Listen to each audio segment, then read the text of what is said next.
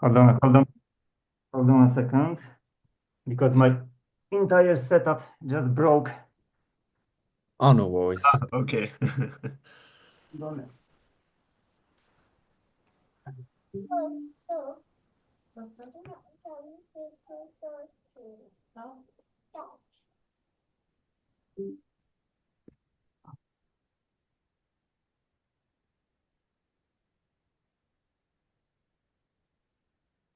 Okay, so can you hear me?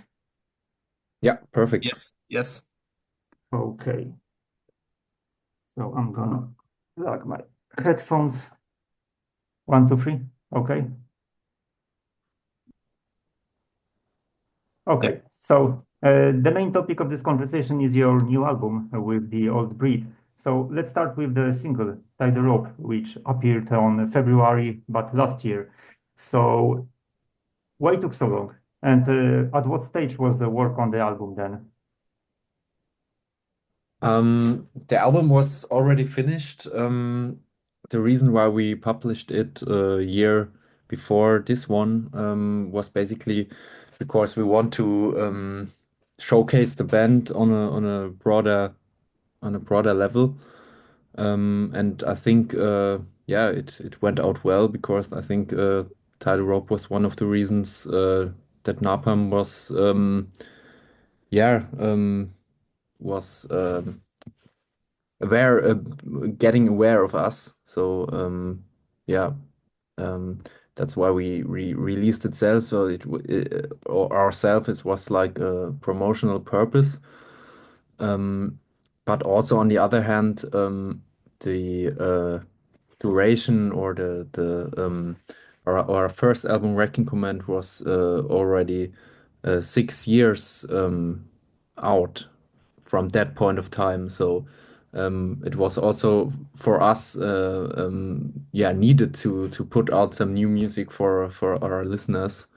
And so I think those were the two kinds of reasons why we released it ourselves. And earlier we got to know Soul Conqueror song because in 2020 you released a rehearsal video of this song. Yeah. So, was there any digital version of this track, or was it just a video on the on your Facebook page? No, Soul Conqueror was just a video on the Facebook page. To that time, I think it was in the summer of 2020 where the pandemic just began. And yeah, we wanted to use this time for the pre-recordings to arrange the songs before we went into the studio to record them. And yeah, so a lot of songs were already finished before the pandemic broke out. And so yeah, we said, okay, now everything is down. Just put something on the social media and yeah, film it with the camera with us performing it in the rehearsal room. So yeah, we just wanted, how Matze already said, just to be to show a little bit of the new songs to the fans. Yeah. So, how this song changed on the album now, Soul Conqueror? I think we added a few guitars. Um, yeah, not last minute, but on a very late phase. Even after the pre-recording, I think we decided that it needs a little bit of variety. And so yeah, that's why we added some melodies and but I think the basic structure is the same. And And the also in the lyrics, yeah. and the intro to the final version uses Ghost Tape number 10. So, could you introduce our readers to this topic? What is this? Yeah, the ghost tape number 10 is the ghost tape the US troops used during the Vietnam War. It was yeah, a piece of the um, Operation Wandering Soul was called. It's a psychological warfare method the US troops used in the Vietnam War. And so they yeah went into the jungle with loudspeakers on their backs and put these funeral hymns on this tape called Ghost Tape Number 10. Um, and yeah, so they wanted to have an impact on the spiritual beliefs and thoughts of the Vietnamese soldiers. And with that, they want to yeah, put them back or just achieve a retreat or withdrawal of their enemies. So I think that's a really outstanding method used by the troops and definitely worth to yeah put it on the album because it's just these psychological themes we more explore on the new album as well in every I think there's a red point through the whole album which tells about the inner impacts of the characters we tell about on the new album. And you recorded your first album on your own in your own studio. So now you have entered like the proper professional studio. How are your impressions? Did everything go smoothly? And what did you gain by working with Carsten and Phil? Yeah, I mean, it wasn't our own studio. It was a studio of a friend of ours, but very yeah, yeah, it yeah, it wasn't a home studio. I would say it was a real studio, and we you certainly got that studio vibe and experience, so that was good for us. But of course, yeah, our approach was to improve the quality of the end result, to have a better sound, and that's why we went to Saarwellingen to the SU2 studio, who has also recorded, I think, early Powerwolf records. So we were aware of that this was going to be a more professional, which yeah was our goal. And speaking of the recording, of the way of recording, we one thing we changed was recording by click. The first album was recorded in a live situation where Dominik and me were playing the basic structure, and every time one of us made a mistake, the whole process had to be to begun again. Yeah, so that was very hard, but it also had some advantages. But of course, this time. I think we are happy that we had the click and could focus more on the quality of the sound itself. Yeah. And how would you compare the material from the new album to the Wrecking Commando in general? What elements have you developed compared to the debut album? Yeah, so first of all, there's a the record has more punch. Yeah, it's a bigger sound. Not sounding overproduced, but because there's nothing more worse than a record that sounds like everything else. And yeah, I think we have a good mix of still rough, aggressive, and old school sounding, but not overproduce it. And yeah, we try a lot of new things on the new record. A lot of new elements like gang shouts on three or four of the tracks, rototoms, as well as the 7 minute epic song Gasp, which is a little bit outstanding of the rest of the songs. Um, yeah, and that song also includes a lot of different parts. Yeah, in general, I would say the songwriting is more mature and clearly worked out than on Wrecking Command. There you have yeah 40 minutes of just straight in your face. The new record is more like I think oriented on the Bay Area scene. And yeah, there are more variations without losing our basic core. And why have you chosen Adam Bork as the author of the cover art? Was it entirely his vision, or did you suggest something to him? Yeah, it was our suggestion, but of course we it was a process of finding the right cover together, and yeah, I think we challenged him a lot because we have some own visions, but yeah, at the end, I think it turned out great. Um, I saw his covers before, and yeah, showed it to the guys, and I think everyone agreed that Adam would be perfect fit to our sound. And yeah, I think the end result, I think the artwork looks fantastic, and we couldn't be more happier. And the new album will be released just in a few days on the 4th of April, if I'm correct. But our release show was held at Live Music Hall in the Weiher on March 28th. So how did the event go? Yes, yes. We had to make the release show 1 week before the official release. But luckily we got last minute on the day of the show at 12 p.m.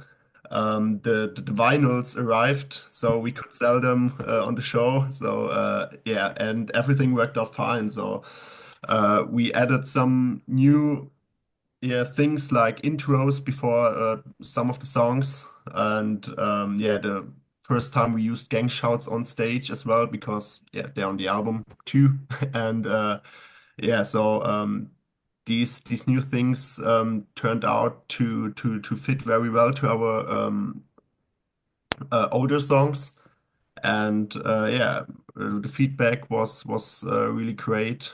And we almost played the whole record, so now we almost have played every song live of the new record, and yeah, it was a great experience and good to know that the songs also work like the older songs, which we played about 10 years now. Yeah, which was actually also a challenge because the way we recorded the album was with two guitars, but on a live situation, we only have myself, so one guitar, and yeah, it's a different experience, and it's I think exciting, yeah, that you have different outputs, you know. If you listen to the album, it's a different experience than our live show because it's only one guitar. But I think it worked well nonetheless. And yeah, live we have this punk vibe, and I think that's also fitting to the new songs as well. So that's great. You have period when you played both as quartet and as a quintet. However, is it a trio that you feel most comfortable on stage? Um, I have to admit, I wish at some point in time I can imagine that we we want to be joined by another guitarist, but it's just easier the way it is now because we are three-piece and we are living in the same village, so rehearsals are really like spontaneously, and we know each other so well, and it's like a functioning machine, you know. So it's hard, I think, to include another guitarist that easily. So it can't be forced. It has to fit somehow, yeah. But yeah, maybe at some point in time, but yeah, the past also yeah showed that it's I mean, I appreciate all the members, of course. We had great times, but the core was always us three, and yeah, that's the way Yeah, it is right I think now. Yeah. we don't intend to stay as a trio forever. So if the right guy, yeah, contacts us, and yeah, uh, is figured out that everything on a personal level also works, then Mm. yeah, we are definitely open for another guitarist. Yes. And on the vinyl version of the new album, we'll find a Nuclear Assault cover. So why exactly did you choose this song? Um, it was like a cool message at the end of our tracks. To add this nuclear assault cover.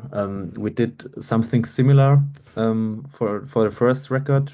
We added a razor cover, And this is only available for the vinyl version, because we want to give the vinyl fan something special, and it also fits this vinyl sound very well.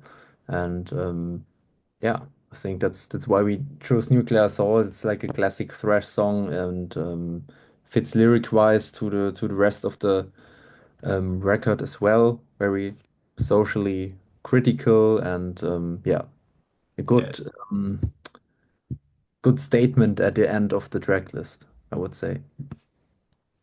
Yeah, And it's a little bit comparable to our actual band situation when we shout out "Wake Up" after 7 years. Now it took from Waking to Men to the new record, so now we're here again. And yeah, I think the message also is a little bit okay. Everybody, the thrash maniacs, wake up now, listen to Warfield, hopefully. And yeah, I think it's a good mix from well-known and underground Nuclear Assault. It's not too well known, but it's not only an underground thing. And yeah, the same with Ways on Wrecking Command.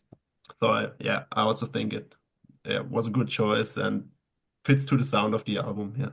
Yeah. and in the comments, people are comparing your work to such thrash metal classics as Sodom or Destruction. So was it their music that you were listening when you were growing up?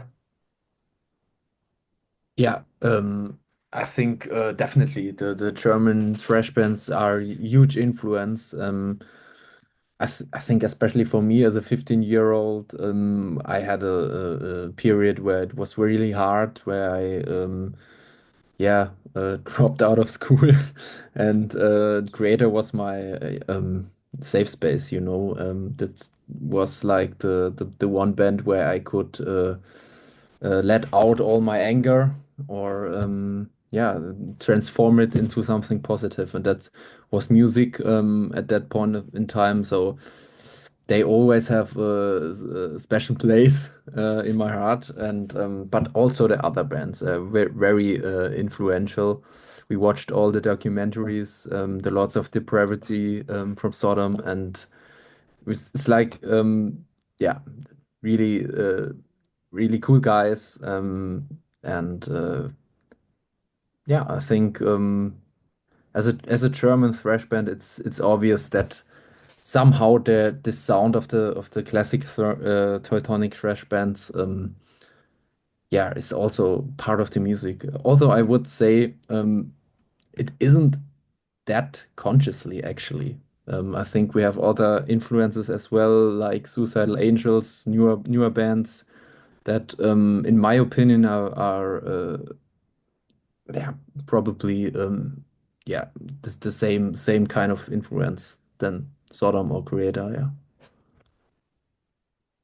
And what are the most important thrash metal albums for you? Which albums have rocked your musical world? For me, it's definitely Rain in Blood from Slayer. Yeah. Yeah, I would. Not a surprise, sorry, but Of course, I agree. Um, I think about yeah, yeah, it's more like a deep cut, but I think for me it was one very influential album was Hordes of Chaos, because that was that time where I listened to Creator, and this sound is so unique, and it's always a time travel when I listen to it, and I yeah, I appreciate this record very much. And but of course, there are so many classics. I think every thrash band has one record that we admire, you know, at And least. and you shared the stage with legendary bands like Tankard or Exodus. This year you took part in 70,000 Tons of Metal Mm. festival. So what concerts are the more memorable to you? Um, yeah, I mean, 70,000 tons is very memorable because it was only a few weeks ago. But Exodus definitely stood out, I guess. I got my copy of the Murder in the Front Row book signed by Tom Hunting, which was yeah, just mind-blowing to talk to the guys. Unfortunately, Gary wasn't part on that tour, but yeah, that's- it was great playing with them. Yeah, I'm not sure if they remember us, but they will in the future, I guess. I hope. Yeah, for me, it's more like the Suicidal Angels gig because of Matze mentioned. We played a lot of their songs in the rehearsal room when we were 13 or 14-year-olds, just growing up into the metal. And to see the bands, or you can talk to the people in the bands you were just your idols, some kind of your idols in your youth time. That really is a pleasure that we can live out such a life that we are on this point that we can play with those bands. And yeah, of course, the 70,000 tons when you walk out of the